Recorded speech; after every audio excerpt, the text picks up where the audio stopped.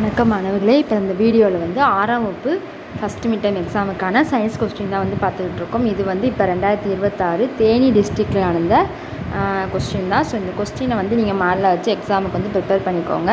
சில டிஸ்ட்ரிக்ட்டுக்கு வந்து இந்த கொஸ்டின் வந்து கேட்டிருக்காங்க.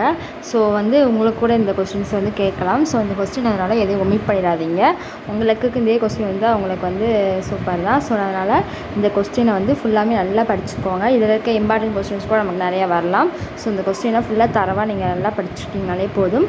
கண்டிப்பாக எக்ஸாம் நீங்கள் வந்து நல்ல மார்க் எடுக்கலாம். ஸோ இந்த கொஸ்டினுக்கு எல்லாத்துக்கும் ஆன்சராக படிச்சுக்கோங்க.